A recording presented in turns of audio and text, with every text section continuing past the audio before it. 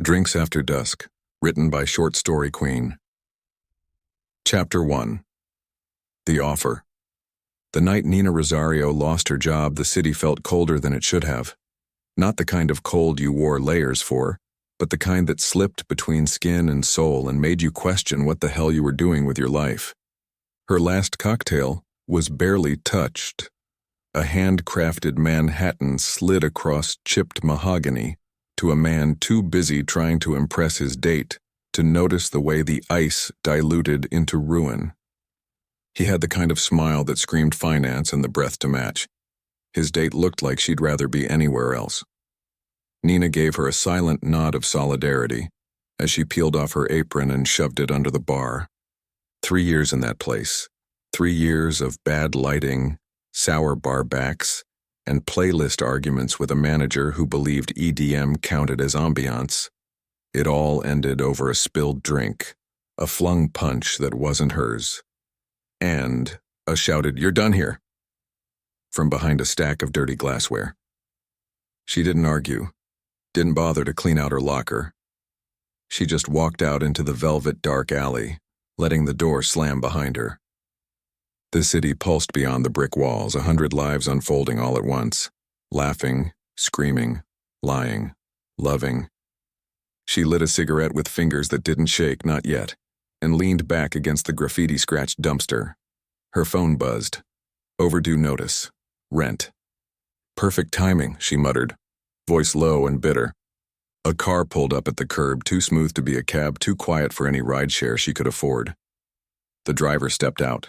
Tall, suit pressed to perfection, hair silver at the temples, not a wrinkle out of place.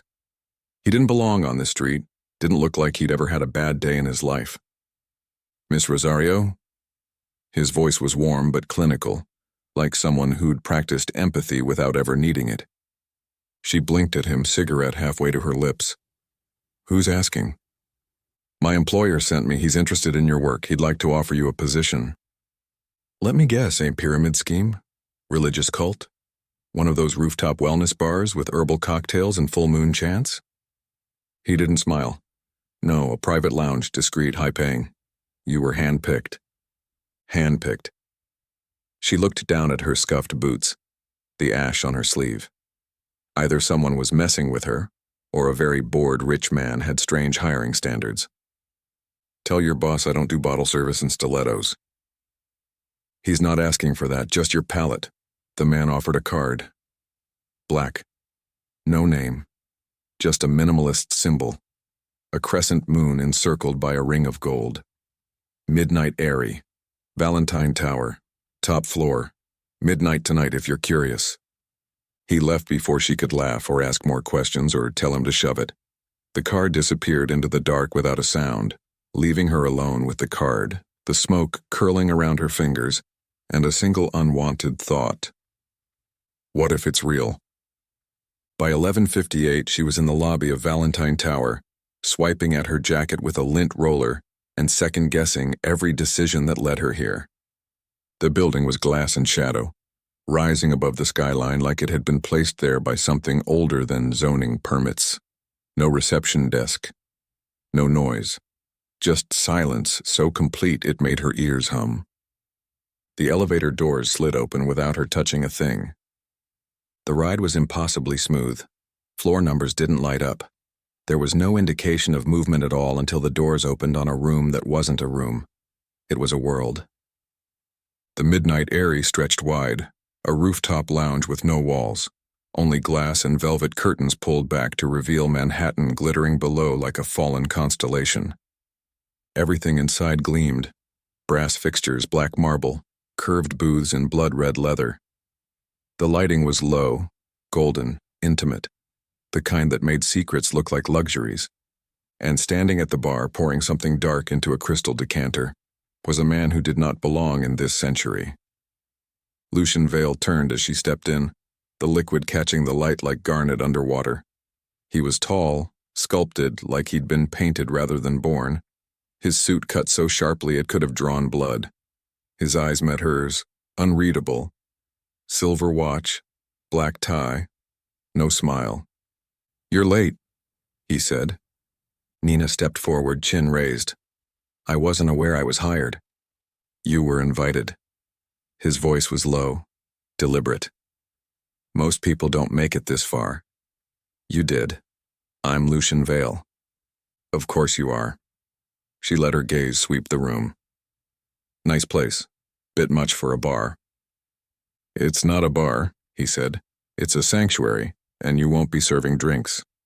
She folded her arms. Then what exactly do you need from me? He motioned to the bar. 5 glasses, all identical, filled with what looked like red wine but moved heavier, thicker. She could smell something, coppery, sharp, a little sweet.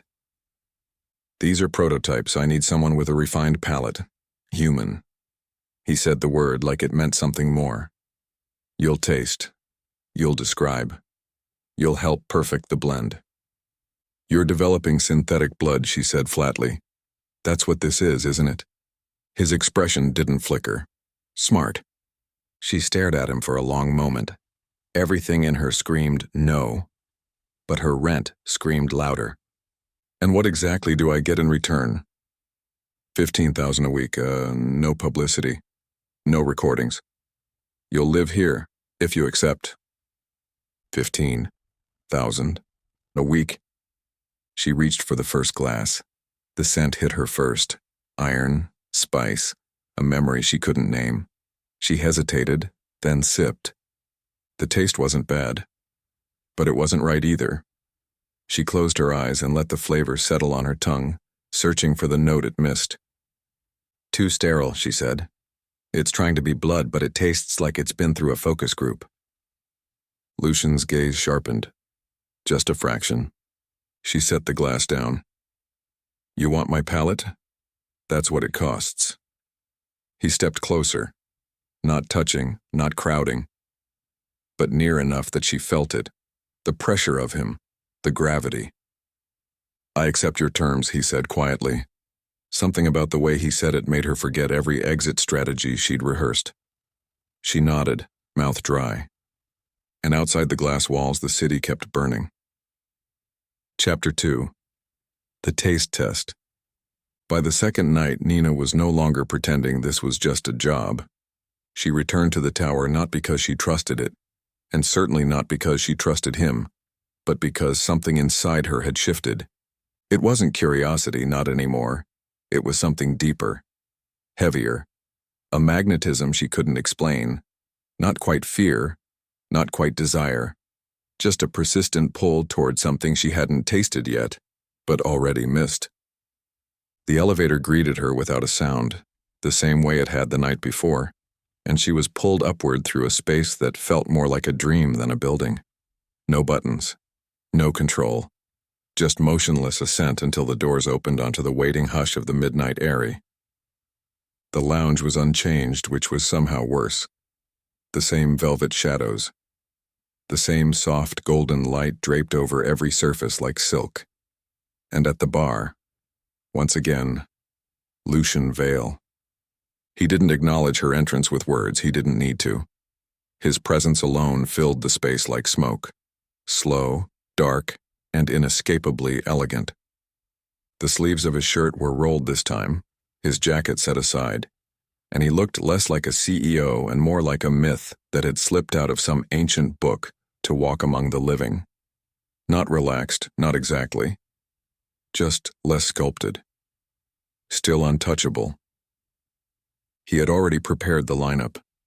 5 glasses stood like a ritual offering across the marble bar, each one filled with a deep crimson liquid so smooth it barely shimmered under the low light. But it wasn't wine. The viscosity was wrong, the scent richer and more primal than grapes could offer. It lingered in the air before she even approached, something metallic wrapped in warmth, like iron left in the sun. She didn't speak. Neither did he. Instead, she moved forward, drawn as if by unseen thread, and reached for the first glass. Her fingers paused at the stem. Already she could feel it, thicker than anticipation, more deliberate than curiosity. Something in the liquid was watching her too. The first sip was clinical, slightly sweet, faintly herbal. Too clean. It reminded her of mouthwash dressed up as a memory. She swallowed slowly, pressing the flavor against her palate, waiting for the finish. But it never arrived. Just a flat, sterile silence where taste should have lingered. She set the glass down, aware of his eyes on her, not blinking, not moving. If she let herself think about it too long, she might have mistaken that stillness for patience. But it wasn't, it was study. The kind of attention no man had ever given her, not the drunk flattery of a barfly, or the slow drift of someone checking her out. Lucien wasn't admiring. He was decoding. She moved to the next glass, and this one bit back. Sharper than the last, it hit with a jolt of iron that made her jaw tense and her eyes narrow. It felt more alive, less synthetic, but still off, like it was trying to imitate a heartbeat without knowing what one felt like. It left her throat colder than it should have, and she continued without comment, letting the flavors guide her, each sip followed by a pause, a moment of reflection. The third was warmer, almost caramelized, but it settled in her stomach like guilt. The fourth had notes of spice, clove maybe. But the aftertaste reminded her of a lie told too easily. Only the fifth glass made her stop. It was darker than the rest, almost opaque, with no discernible scent.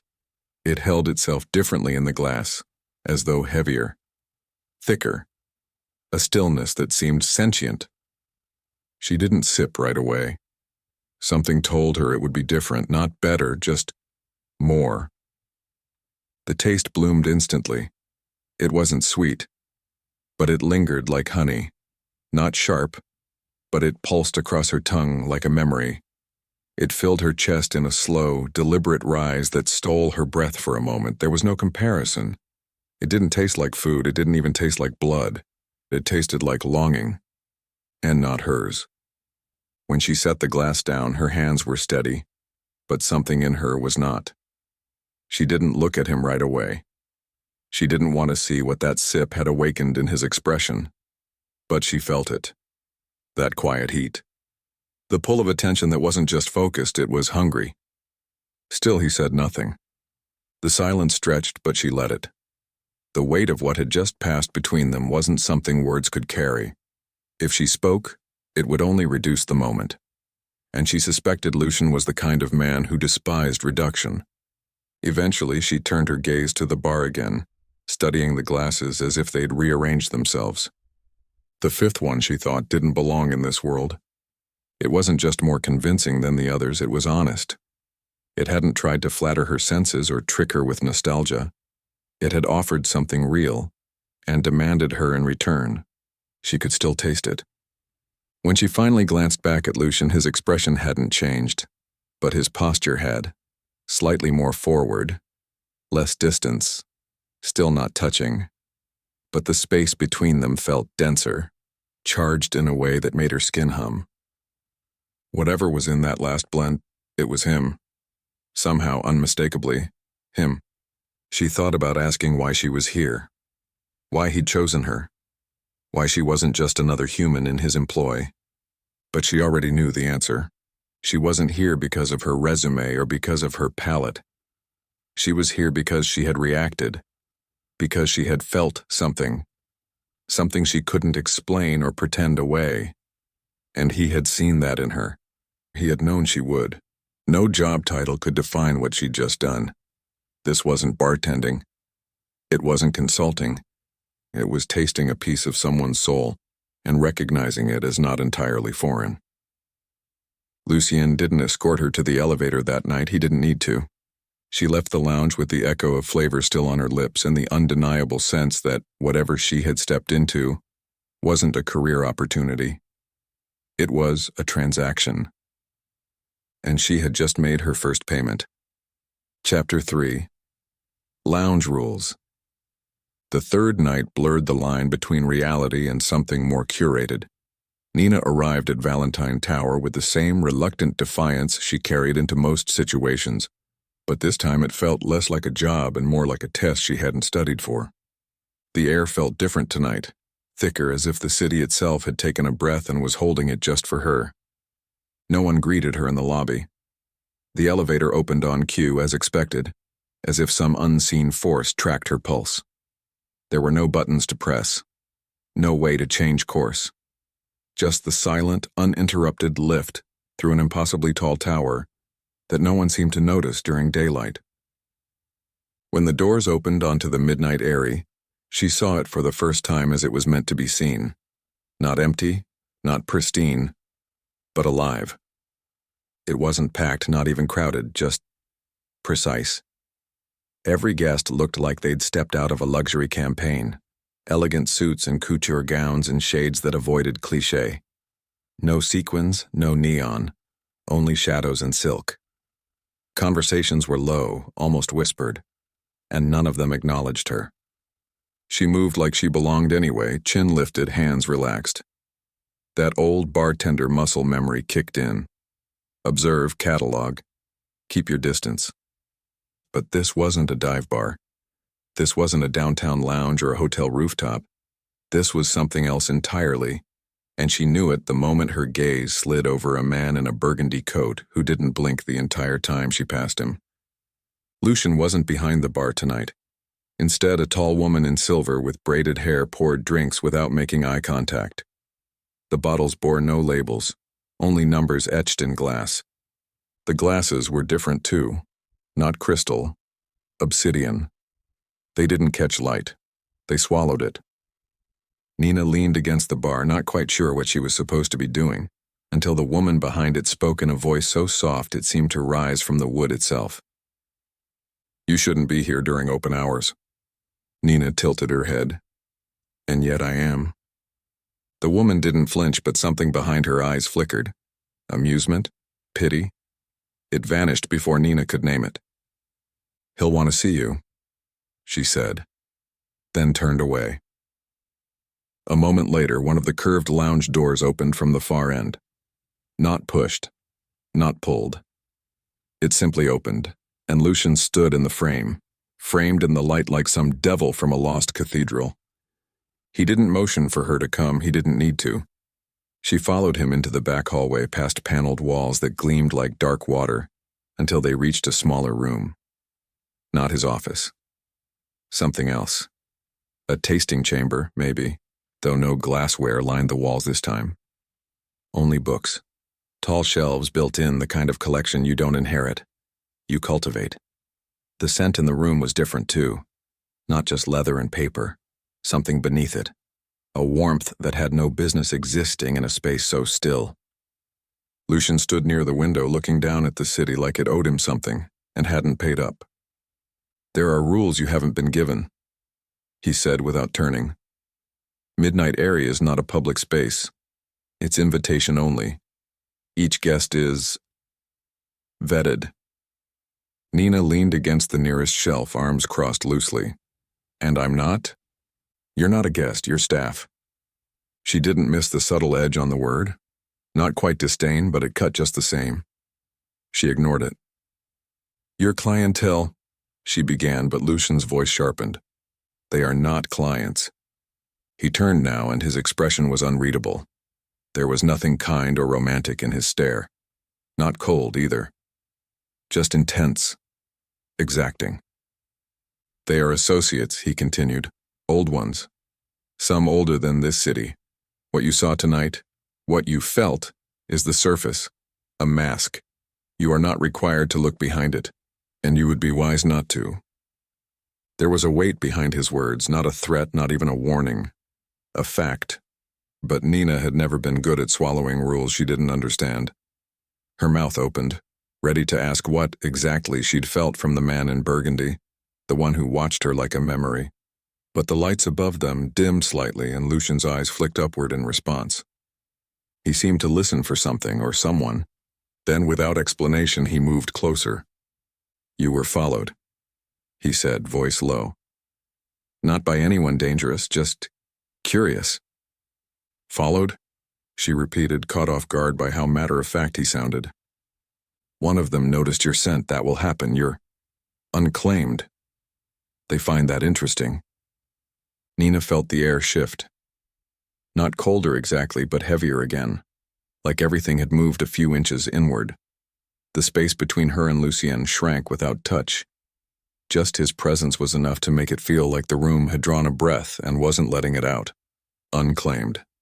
She didn't like the word, but she understood what it meant. In this context, in this world, it wasn't romantic. It was territorial. A flicker of irritation rose in her chest. "I'm not here to be claimed." His gaze held hers for a long moment, not challenging, not softening, just watching. "Then make sure they know that," he said finally. "Because they will look. They will test. And if you ever find yourself cornered on the wrong floor, you won't find wine behind the bar." He turned away again, the conversation over before she could think of how to reply. She left a minute later, escorted this time by a silent figure, in a slate gray suit whose eyes never met hers. The elevator closed behind her, and again, she descended without a sense of motion, without a single sound beyond her own breath. That night, back in her own apartment, she stood by the window for hours, city lights buzzing beneath her. She'd tasted longing. She'd walked among creatures who didn't blink. And she'd been told, in no uncertain terms, that she was the only human in the room. It wasn't the vampires that unnerved her most. It was how none of it felt unnatural anymore. Chapter 4. Body heat.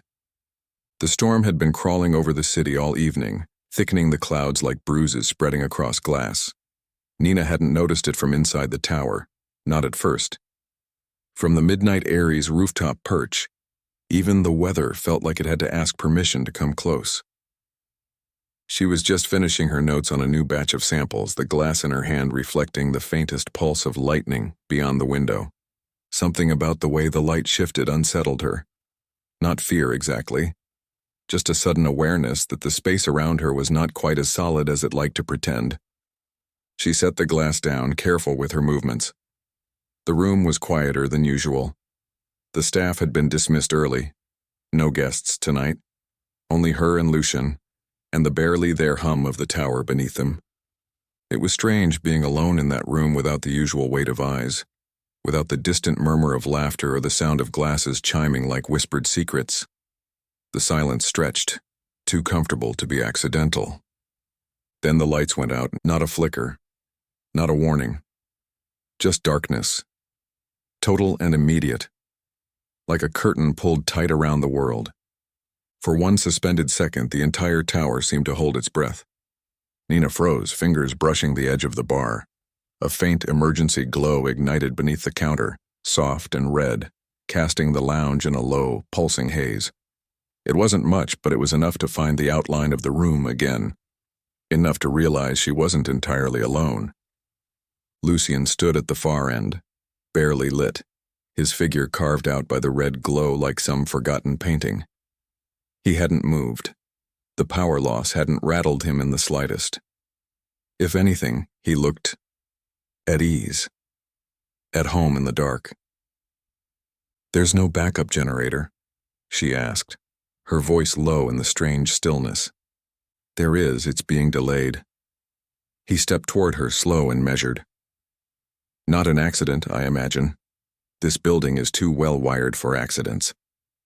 She watched him move through the shadow, the way he seemed to pass through the air without disturbing it. His voice stayed quiet, but it echoed somehow, as if the room was shaped around it. "Are we locked in?" she asked. He didn't answer right away. Instead, he picked up the last sample glass she'd left on the bar and examined the contents in the dim light, as if the situation didn't demand urgency. "Temporarily," he said at last. "The system isolates floors automatically during outages. Security measure." Sounds like a fancy way of saying yes. She tried to keep her tone light, but the room had grown warmer, noticeably so. Maybe it was the lights, or the absence of the usual air circulation. Or maybe it was something else. Something in the way he looked at her now. Not quite formal. Not quite controlled. He set the glass down without drinking. "You're not afraid," he said. It wasn't a compliment, it was an observation, one he found unusual. Nina leaned against the bar, her arms crossed more out of instinct than defense. "Is that a problem?" He stepped closer, just enough to share the warmth between them, just enough to be noticed. "No," he murmured. "It's rare." The emergency lights traced sharp lines across his face, catching in the hollows beneath his cheekbones, the angles of his jaw. He looked more dangerous like this, less restrained, and yet he didn't move to touch her. Not even a finger. Still, she felt it. The pull. The hum of something, just beneath the surface. Maybe it was the heat or the quiet, or the way the power failure erased all the usual expectations. No doors, no guests, no staff, no time, just them, and whatever had been waiting between them since the first taste. "I've been trying to figure you out," she said softly, "since the first night." Lucien tilted his head not with amusement, but with that same unyielding focus he gave his blood samples. Precise, unwavering. "Have you?" She nodded. "You're careful. Too careful. Every word, every step measured down to the breath. Except for when you're not. And then it's like something breaks through." Silence met her words, and she wondered for a moment if she'd crossed a line. But then he looked at her fully this time with nothing between them. No glass, no formality, no rules. And said nothing at all. He didn't need to. There was something in his stillness that spoke louder than words. Something in the way he stood so close without touching, as if his restraint was not polite, but deliberate. Like he was choosing it second by second. She felt her skin respond to him before her thoughts could keep up. Her senses sharpened. Her breath slowed. The distance between them was shrinking by degrees, not with steps, but with seconds. She knew if she moved even an inch forward, he would not stop her. Or maybe he would, and maybe that was the problem. Lightning flashed again far beyond the glass, throwing their shadows against the far wall. For just that moment, they stood together in a world stripped of all pretense. A man, a woman, a storm, and the thrum of something ancient pressing at the edge of something new. Nina looked up at him. There was no flirtation in her eyes, no games, just truth. "You're afraid of what might happen if you let go." The words weren't a challenge, they were an invitation. Lucien's eyes never left hers, but he didn't answer. Instead, his gaze dropped to her lips, not with hunger, but with thought, like he was trying to memorize the curve of them. Not for pleasure, for self-preservation. Then finally he turned away. The silence returned like a tide, and with it, the soft mechanical click of the power coming back online.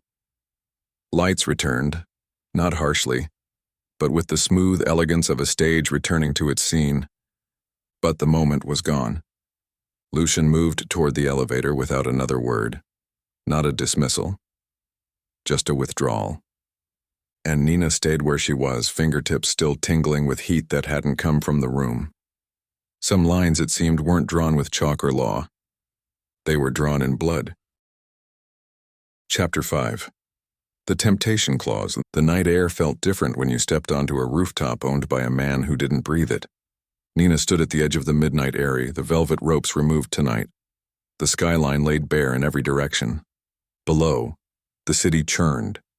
Taxis spilling down avenues like veins pulsing with impatience, neon signs flickering with promises they never kept. But up here the world was suspended, wrapped in a kind of silence that wasn't natural but engineered. The lounge was empty, not closed, just quiet, held in waiting. She'd been summoned, no tasting notes, no guest list, no warning. Only a message passed from the woman behind the bar to Nina's phone like a whisper, with punctuation. "Come alone." She hadn't told anyone where she was going, but then, who would she tell? The few friends she still spoke to wouldn't understand a job like this, or a man like him. Lucien stood near the edge of the lounge facing the city. His hands were clasped behind his back, the cuffs of his black shirt catching the soft golden glow of a single overhead fixture. He hadn't moved since she arrived, but she could feel it. His awareness, the way he knew the exact moment her foot crossed the threshold. She didn't call his name, and there was no need. "You're not afraid of being alone with me," he said, voice low and even. "No," she replied. Should I be? He finally turned, and the weight of his gaze was heavier than she remembered. Not cruel, not even cold, just precise, like he'd spent the last several hours calculating what kind of truth she could survive. That depends, he said, on how much you want to know. She took a slow step toward the bar, letting her hand trail lightly across its surface. Every inch of it was immaculate. Not just clean, but curated.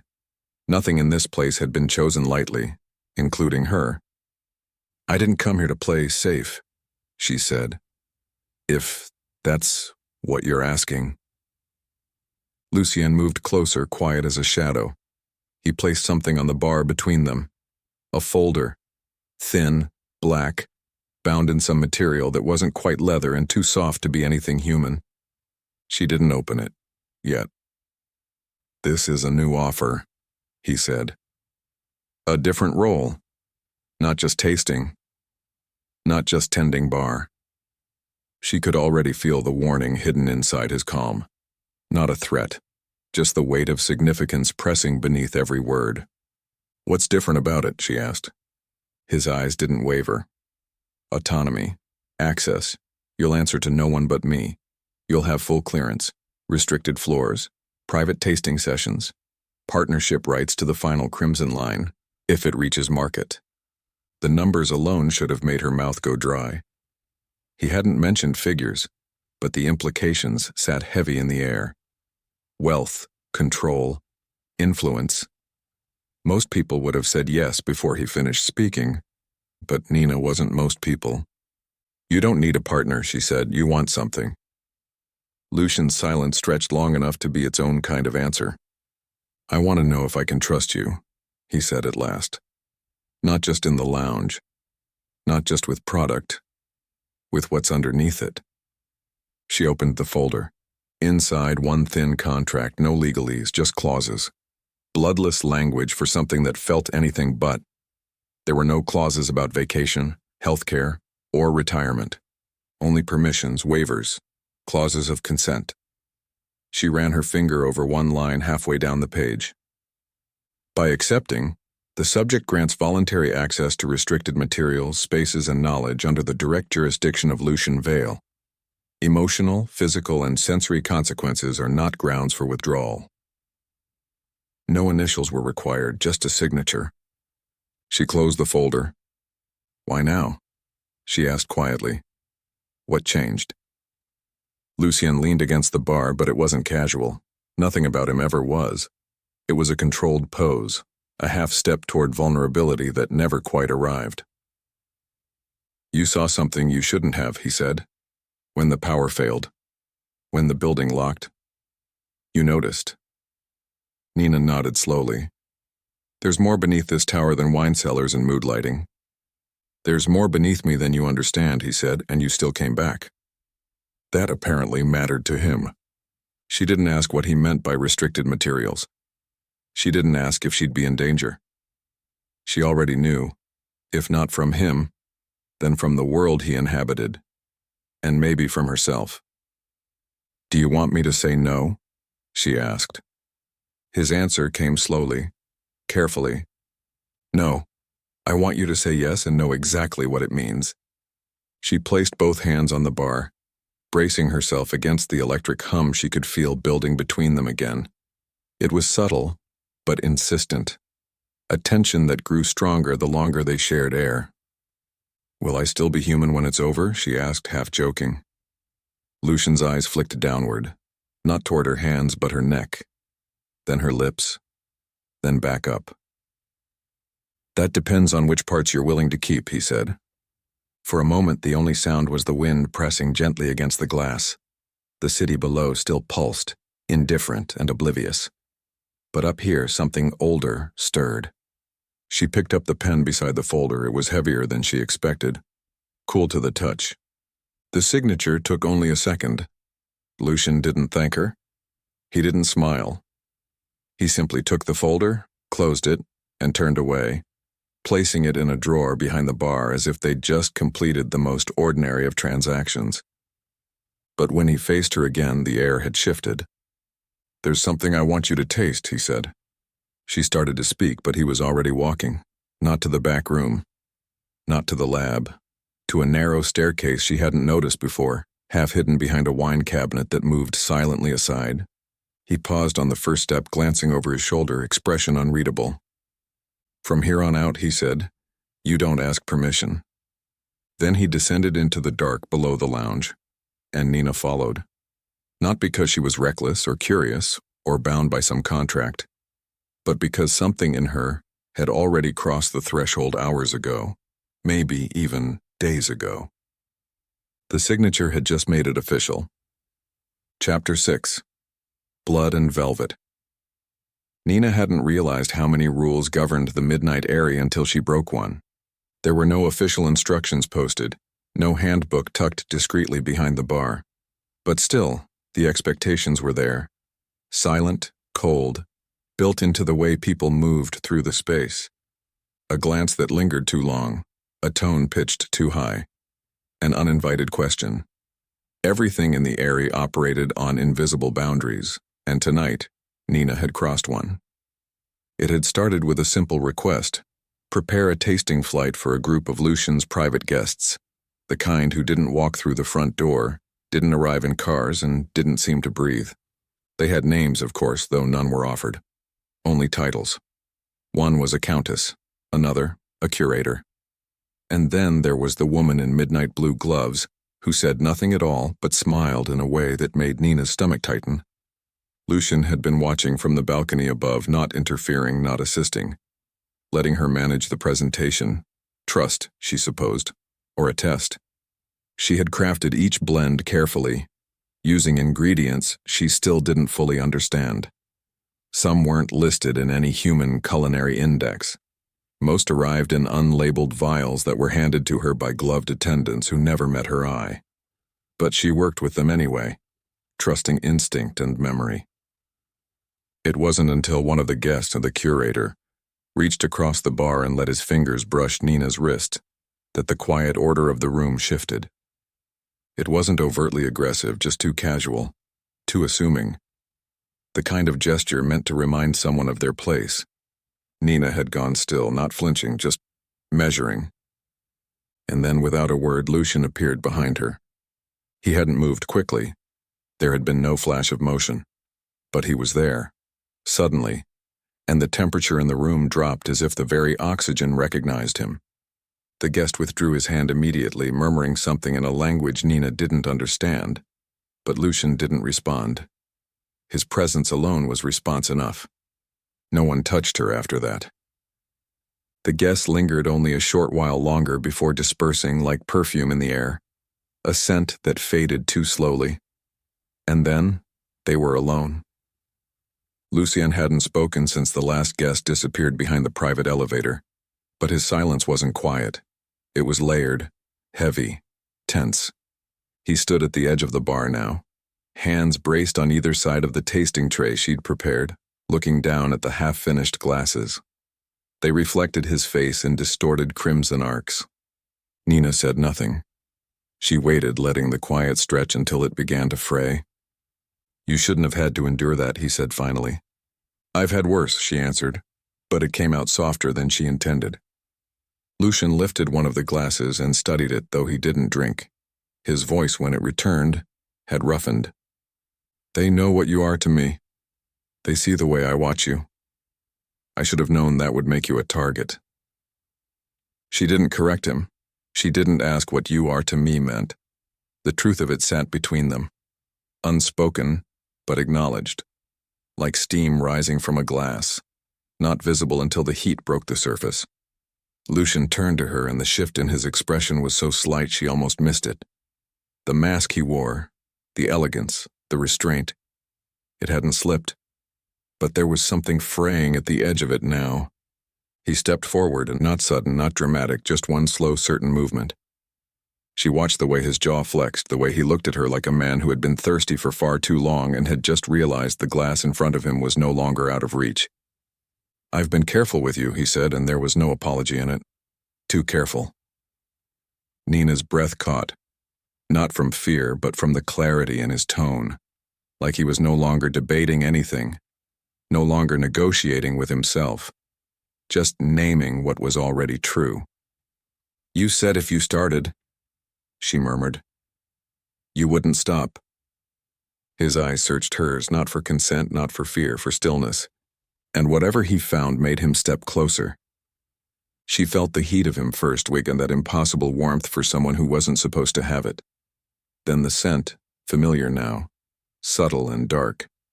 And finally, his hand, not grabbing, not pulling, just reaching. Until his fingers brushed hers on the bar. She didn't move away. Lucien's hand slid along hers, slow, deliberate. A question, written in skin. When his fingers reached her wrist, he stopped. His gaze lifted again. "If you say no," he said quietly, "I'll leave. Now. And not come back tonight." Nina said nothing. Instead, she turned her hand over and let her palm meet his. The air changed. He leaned in. Not to kiss her. Not yet. But to rest his forehead against hers. A breath passed between them, shared like a secret. His other hand rose to touch the side of her neck, thumb tracing the point where pulse met jaw. And then, with aching patience, he kissed her. There was nothing polite in it, nothing performative, just raw restraint, and something deeper beneath it, something that trembled. When he pulled away, it was only by a fraction, enough to let her breathe, enough to watch her eyes. His voice, when it returned, was hoarse. "Let me taste you." She didn't answer with words, and she tilted her head, giving him access to the place just below her ear, where her skin was warmest. He moved slowly, reverently, lips brushing her skin before his teeth grazed it. There was no bite. Not yet. Only the press of possibility. The weight of decision. When he finally bit down, it was not with hunger, but reverence. And in that instant, everything blurred. Sound. Light. Space. She felt it not just in her throat, but through every nerve. It wasn't pain. It wasn't even pleasure in the way she'd understood it before. It was something ancient, something primal, something entirely his. He didn't take much, just enough. When he pulled back, he was breathing hard, not out of need, but restraint. She was trembling. He kissed her again, softer this time, with something that felt dangerously close to affection. Then he stepped back, and she felt the sudden chill of absence. Lucien looked down at her hand, still resting on the bar, then back up at her face. "I shouldn't have," he said, barely above a whisper. "But you did," she replied, voice steadier than she expected, and neither of them moved. Chapter 7. The Wake. The first sign something was wrong came in silence, not the kind Nina had grown used to in the Airy, the cultivated hush of expensive things and restrained desires. This silence had weight behind it. It settled over the lounge in a way that didn't belong, like the press of water before a wave crested. Something just out of view had shifted, and the world, without asking permission, was holding its breath. She hadn't noticed she was alone until it was too late. Lucien had left only moments earlier, summoned by one of the upper-floor guests for a private matter he hadn't elaborated on. He'd brushed her wrist as he passed, a subtle, anchoring touch, and said he'd return shortly. His absence should have felt routine by now. It didn't. The lounge lights flickered just once, a flicker like the breath of a dying candle. Then nothing. No footsteps, no doors, no warning, just the cold realization that something had entered the room. She turned slowly, instinct prickling up her spine. Her eyes landed on a figure near the far corner of the lounge, just beyond the halo of soft lighting. It stood still, too still, as if it hadn't walked in at all, but simply appeared, like condensation on glass. A man, tall, angular, clothed in charcoal layers that bled into the shadows. His face was forgettable in the way that mattered, the kind of forgettable that meant you'd never describe him the same way twice. But his eyes weren't forgettable. They glowed faintly, not red, not gold, but something in between, like embers glimpsed through ash. "You're the one," he said softly.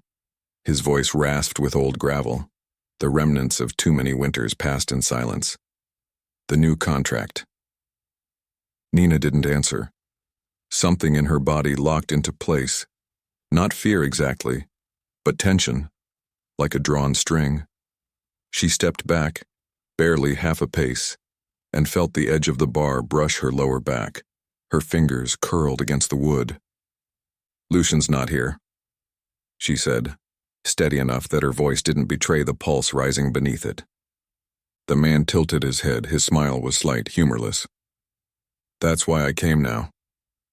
He moved, not with speed, but with the certainty of someone who'd already planned how this would end. She saw it in his gait. No hesitation, no waste. She could almost hear the shape of his intent, and it had nothing to do with conversation. Nina didn't think. She reacted. She ducked behind the bar, grabbing the closest bottle. Tall, dense, half full. When he reached for her, she swung. It connected with a dull, cracking sound and sent him staggering. But not falling, and his expression barely changed.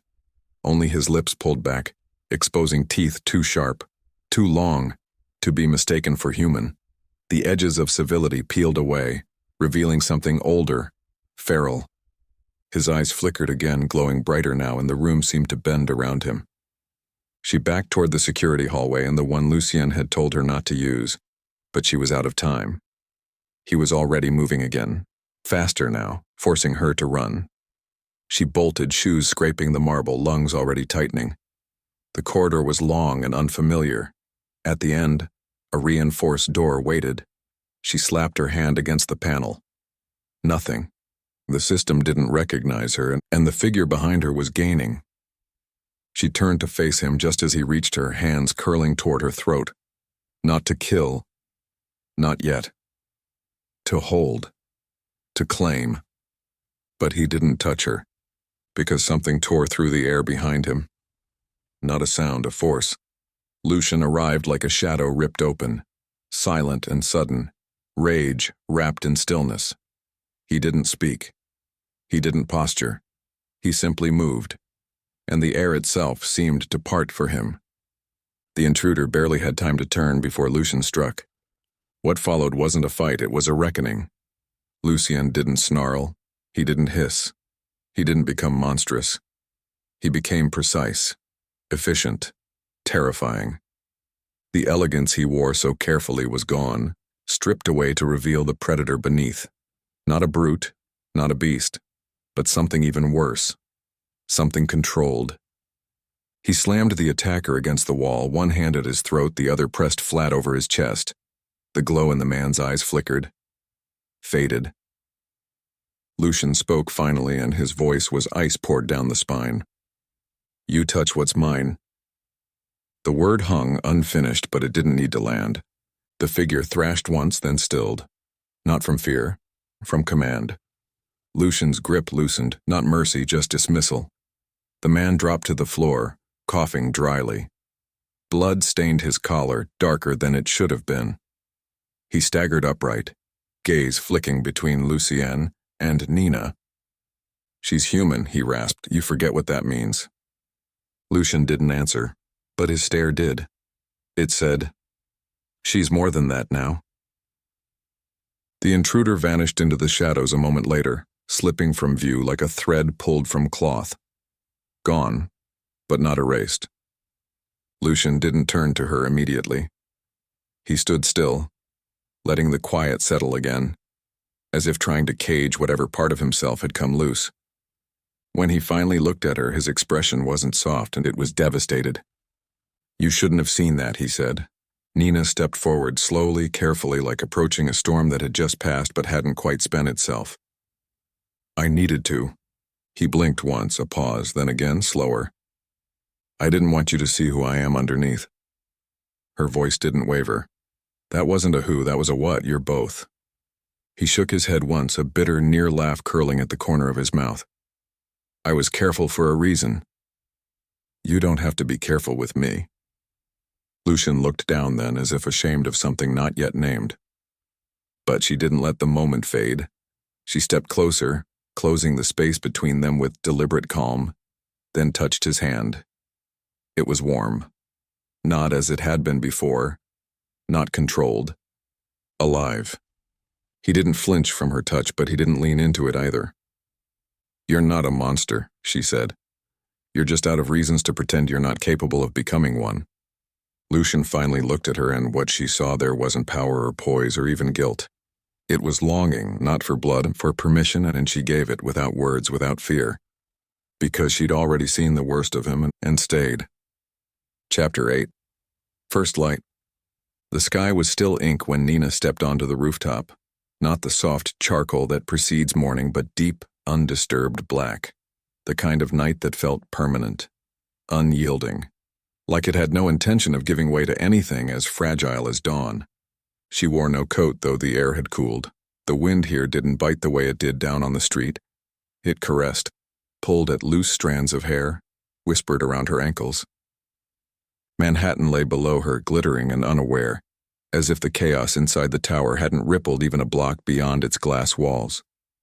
Behind her, the lounge was still. No music, no ambient lighting. Even the scent of blood, that subtle, lingering perfume of the synthetic blends, had faded. Everything felt suspended, like the area itself was holding on to its last breath before deciding whether to exhale or collapse. Lucien hadn't spoken since the incident. After the attack, after the man who touched her was erased from the tower and from Lucien's ledger, everything had gone quiet between them. No explanations, no apologies. Just the echo of what she'd seen, what they'd seen, and the truth neither of them could step away from anymore. She heard him before she saw him, not with her ears, not exactly. She just knew. Lucien moved through space like a change in pressure. The sound of footsteps, the stir of air, the tension just behind her shoulder blades, all of it converged into awareness, the way a dream converges into waking. He stood at her side a moment later. Neither of them spoke. The city below kept pulsing. Cars blinked across bridges. Windows glowed in silent constellations. But up here, in this rarefied pocket of night, it was just them. Two figures leaning against a world that had asked nothing of them, and offered even less. Lucien was barefoot. She noticed it out of the corner of her eye, a strange detail made stranger by how ordinary he made it seem. His shirt was undone at the collar, sleeves pushed up. His hands hung at his sides, empty and still. But his face, it was different. Not gentler, not softened, just open, as if something in him had surrendered. She turned her gaze back to the skyline. There were questions she could have asked. Obvious ones. What happens now? Are you going to disappear again? Was this all a performance? But she didn't. Instead, she said the thing that had been forming in her chest since the night he bit her. You didn't take enough to need to heal. Lucien's jaw shifted, a quiet grind of thought behind restraint. No. She waited. But I took more than I meant to, he added, his voice low. The silence that followed wasn't uncomfortable, it was necessary. You felt something, she said, and it wasn't a question. He didn't answer right away. Instead, he looked out over the city as if considering the enormity of it all. The skyline, the centuries, the decisions made and unmade across lifetimes he no longer counted. You tasted like memory, he said finally. Like something I'd lost but never buried. She didn't know what that meant, not exactly, but she understood it. And maybe that was the real intimacy. Not knowing the whole story, but feeling it in your bones anyway. Lucien stepped closer, slow and deliberate, until the space between them disappeared. His hand found hers without ceremony. His fingers threaded through hers like it had always been that way. Like there had never been a version of the world where they weren't already entwined. He didn't ask for forgiveness, and she didn't offer it. Because this wasn't about redemption or explanation, it was about truth. And the truth was, he was still dangerous, he was still capable of violence, still capable of choosing power over peace, still sharp beneath the velvet. But he had chosen her, and that changed everything. Nina looked up as the sky began to shift, not dramatically. Just a single line of pale gold cracking the edge of the horizon. She hadn't realized how close they were to morning, how close they both were to something neither had planned for. Lucien followed her gaze. The light touched the far buildings first, gilding glass and iron in quiet reverence. Then it crept upward, casting the edges of the clouds in blush and fire. It was beautiful and painful, because he didn't move. She felt it first in the way his grip tightened slightly, not from pain, but anticipation. Then in the way his jaw tensed, like he was trying to stay still when every instinct in him wanted to retreat. "Lucien," she murmured, not pulling away. "You don't have to." "I do," he said quietly. "Just for this." The sun broke the skyline. Light spilled across the rooftop in golden rose and fire. And Lucien stood in it, not long, not easily, but fully. She watched the way his skin reacted, and not burning, not smoking, just resisting, as if his body remembered a time before the sun was poison. His breath slowed, shoulders stiffened, eyes fluttered half shut. But he didn't move, and neither did she. They stood in the light together, long enough for it to become real, long enough for it to mean something. Not a cure, not a sacrifice, just a choice. Lucien turned his face slightly, not to the sun, to her. "You," he said softly, "are the only thing I've ever wanted that made me willing to bleed for it." It wasn't poetic and it wasn't rehearsed, it was true, and in that moment Nina knew she wasn't standing next to a monster, or a myth, or a man clinging to the pieces of who he used to be. She was standing beside someone who had spent centuries mastering control and had chosen to surrender it only once. For her. She reached up, cupped the side of his face, and kissed him. The light wrapped around them, warm and bright, casting shadows they no longer ran from. And below them the city kept moving, but up here time slowed, if only for a few borrowed seconds. Lucien would never be mortal, but he was hers, and that was enough.